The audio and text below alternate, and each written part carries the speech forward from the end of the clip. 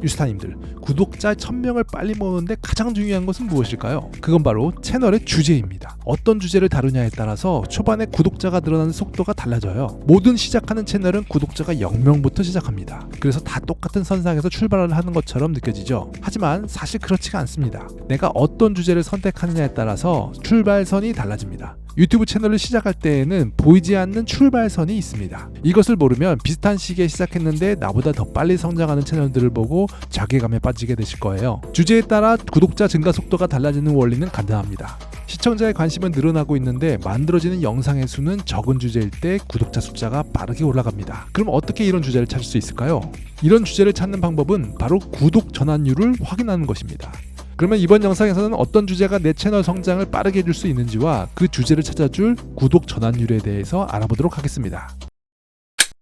구독자 1000명만 되면 소원이었겠어요. 유튜브를 처음 시작하시는 분들은 구독자 1000명만 되어도 인플루언서가 된 느낌을 받으실 겁니다. 0명에서 100명 만들기가 100명에서 1000명 만들기보다 어렵고 100명에서 1000명까지 만드는 것이 1000명에서 10,000명 만드는 것보다 어렵습니다. 그래서 초기에 1000명 구독자를 만드는 것은 생각보다 어려운 일이 맞습니다. 그런데 누군가는 영상 몇 개로 금방 마의 구간을 지나가 버리죠. 저는 미드폼으로 약 한 달 만에 3만 명의 구독자를 모았었고요. 이외에도 3주 만에 구독자 1000명을 넘긴 채널이 2개 더 있습니다. 그럼 저는 만드는 채널마다 한 달 안에 구독자를 1000명 넘겼을까요? 아닙니다.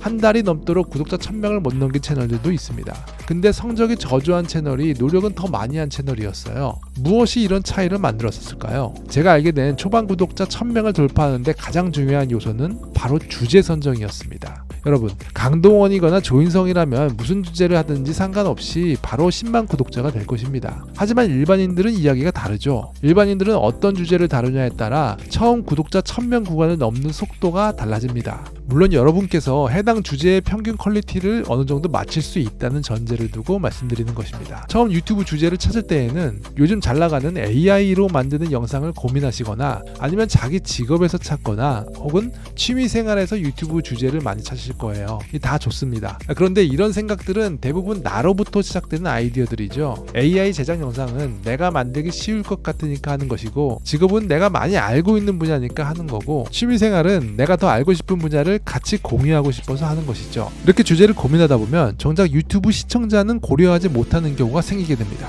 유튜브도 경쟁이고 비즈니스 세계와 똑같은 경쟁 원리가 적용됩니다. 다른 채널에서 많이 다루지 않는 내용을 다룰수록 경쟁은 약해집니다. 하지만 경쟁이 없는 주제만 찾다가는 아무도 관심 없어하는 주제를 선정하게 되기 쉽죠. 그래서 사람들의 관심은 높아지는데 공급이 적은 작은 시장을 찾아야 합니다. 바로 틈새 시장 전략이죠. 먹방을 예로 들어보겠습니다.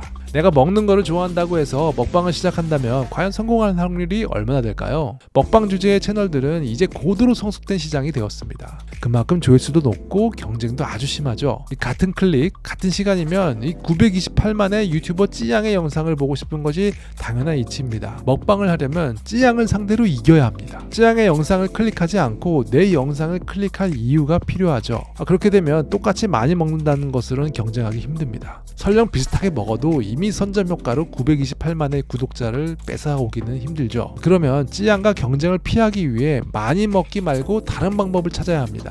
오지에서 먹방하기, 혼자 살면서 혼술하기, 소주만 매일 마시기 등과 같이 다른 재미를 주는 먹방 구성을 찾아야 되는 거죠. 먹방 카테고리 안에서도 경쟁이 약한 곳을 노리고 들어가는 것입니다. 혹시 스카이다이빙이 취미이신 분은 스카이다이빙을 하면서 짜장면을 먹으면 조회수가 잘 나올 거예요. 나는 그런 특별한 재능이 없는데 나같이 평범한 사람은 어떻게 하라는 거야? 네, 맞습니다. 이 스카이다이빙은 일반인이 시도할 만한 일은 못 되죠. 그래서 현실적으로 주제 선정을 잘한 채널을 하나 소개해 보겠습니다. 그건 당뇨 먹방을 보여주는 슬기로운 당뇨 생활이라는 채널인데요. 당뇨에 걸리신 유튜버 분께서 먹방을 하고 당 수치의 전후를 비교해서 알려주는 채널입니다. 지금은 구독자가 7만 명대이고 초반에 구독자 1만 명을 돌파하는데 약 5개월 정도 걸리셨네요. 그런데 하나 알아두셔야 할 것이 있습니다. 이렇게 당뇨라는 특정한 조건을 갖고 만드는 채널은 그 가치가 다른 일반적인 채널들보다 월등히 높습니다. 당뇨 채널 먹방 7만과 일반 먹방 7만하고는 비교가 안 되죠. 왜냐하면 광고 단가도 훨씬 높을 뿐더러 추후에 비즈니스로 확장하기에도 아주 유리하기 때문입니다. 그래서 틈새 시장을 개척하면 채널의 가치가 더 높아지는 경우가 대부분이에요. 당뇨는 본인에게는 너무나 불편한 약점이었을 겁니다. 하지만 지금은 당뇨로 7만 유튜버가 되었죠. 틈새 시장은 자신의 장점에서만 찾을 수 있는 것이 아닙니다. 단점에서도 틈새 시장을 찾을 수 있어요. 여기서 잠깐 유튜브를 보시는 분들의 심리를 잠깐만 알아보고 할게요. 이 사람들은 능력 있는 사람을 보면 동경하고 따르고 싶은 마음이 생기지만 동시에 마음속 한구석에 질투하는 마음 또한 같이 갖게 됩니다. 동경하는 마음과 질투하는 마음이 동시에 공존하는 것이죠. 단지 어느 쪽이 커지냐에 따라 행동이 달라질 뿐입니다. 이뿐만이 아니라 약하고 어딘가 몸이 불편한 사람을 보면 우리는 측은함을 느끼게 됩니다. 그러면서도 은연중에는 안도감과 우월감까지 같이 느끼게 되죠. 이렇듯 우리는 한 가지 마음만 갖고 살지 않습니다. 최근에 의사 파업 사태나 대형 유튜버들이 나락가는 사태를 보면 정확한 사실관계에 대해서는 저는 잘 모르지만 이 가진 자에 대한 사회적 반감이 많이 커지고 있다는 것을 느끼게 됩니다. 이럴 때일수록 개인의 약점을 살려 강점으로 바꾸는 전략은 더 강력할 것으로 보이는데요. 이 나의 약점을 드러내고 극복하려는 모습을 공유한다면 공감과 진정성 모든 부분에서 큰 기회가 될 수 있을 것 같습니다. 실제로 ADHD, 우울증, 불면증 등과 같은 어려움을 겪으면서 극복하려는 모습을 공유하려는 채널들 또한 늘어나고 있는 추세입니다. 이렇듯 유튜브에서는 나의 약점이 기회가 될 수 있습니다. 좋은 말인 것은 알겠는데 그래도 그것만 갖고는 당장 내가 뭘 해야 될지 모르겠네. 자, 그러면 지금부터는 구체적으로 어떤 그런 틈새 시장을 찾는지 알려드릴게요. 근데 댓글을 보니까 영상 업로드 시간을 빨리 당겨달라는 분들이 계시더라고요. 저도 마음은 자주 영상을 올리고 싶은데 이 영상 퀄리티를 위해 내용을 많이 거르다 보니 시간이 좀 걸리네요. 혹시나 아직 구독을 안 하신 분들이 계시다면 구독 좀 부탁드릴게요. 이 구독봉은 영상 제작 속도를 빠르게 해줍니다. 여기 유튜브를 시작하려는 유린이가 있습니다. 유린이는 저의 말을 듣고 남들이 하지 않은 작은 틈새 시장을 찾기 위해 생각을 합니다. 나는 이집트 유학을 다녀왔으니까 이집트 음식 먹방을 해야겠다. 그렇게 생각하고 먹방을 하려다 보니 이것도 왠지 식상하게 느껴집니다. 그래서 한 번 더 생각을 하게 되죠. 이걸로는 부족한 것 같네. 이집트에서는 비둘기 고기가 유명하니까 비둘기 요리만 전문적으로 먹는 영상을 해야겠다. 그래서 비둘기 요리만 종류를 다르게 해서 계속 먹습니다. 하지만 누가 비둘기만 먹는 영상을 꾸준히 볼까요? 처음 한두 번은 호기심으로 보겠지만 구독을 누르지는 않을 것 같습니다. 이렇게 말씀드리면 당연히 그렇게 주제를 좁게 잡으면 안 되지 라고 생각을 하실 거예요. 하지만 이런 실수는 아주 빈번하게 일어납니다. 특히 초보 유튜버들이 이런 많은 실수를 하죠. 그건 내 생각만 하고 유튜브를 보는 사람이 원하는 것은 보지 못하기 때문인데요. 그래서 내 생각만 하지 말고 다른 채널들도 많이 보면서 반응이 있는 주제를 찾아야 해요. 다른 채널들을 보면서 내가 생각하는 틈새 시장이 얼마나 반응이 있을지 가늠해 보는 것입니다.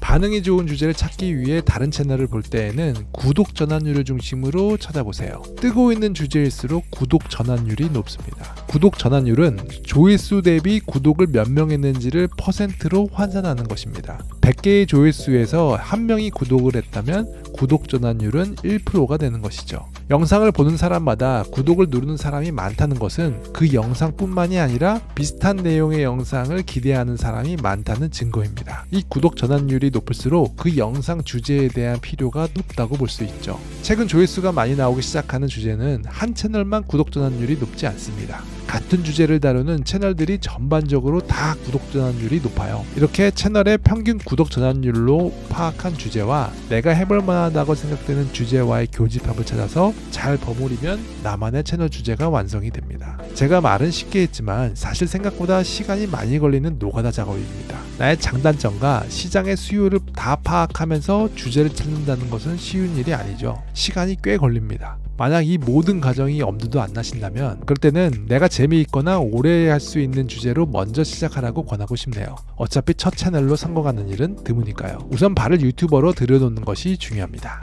그리고 만약 내가 판매할 제품이 있거나 서비스가 있다면 시장을 파악해서 틈새 시장을 공략하기는 힘들 거예요. 주제가 이미 정해진 셈이니까요. 그런 분들에게는 이런 시장의 흐름보다는 꾸준함이 더 효과적입니다. 틈새 시장을 파고들어서 빵 하고 처음부터 수천 수만의 조회수를 기대하기보다는 단 몇백의 조회수가 나오더라도 영상 만드는 횟수를 늘리면서 조회수를 늘리는 전략이 훨씬 유리하죠. 같은 주제를 계속 유지하면서 적은 조회수로 모은 구독자는 유스타님과 훨씬 더 끈끈한 찐팬이 될 가능성이 높습니다. 지금까지의 내용은 저의 유튜브 무료 가이드 내용 중에 일부였습니다. 혹시나 더 자세한 내용이 알고 싶은 분은 댓글 상단에 링크를 걸어둘 테니 참고해주세요. 이 주제 선정이 완료가 되었으면 이제는 썸네일과 원고의 퀄리티를 높여야 하는데요. 처음 시작하는 분들은 원고보다 썸네일의 퀄리티를 높이는 데 신경을 쓰는 것이 좋습니다. 원고 실력이 늘어나는 것보다 썸네일 실력이 느는 것이 더 빠르거든요. 원고는 우리가 평소에 하는 말들이 있어서 어떻게든 완성을 하게 됐는데요. 이 썸네일은 감을 잡기 힘들어 하시는 분이 많아요.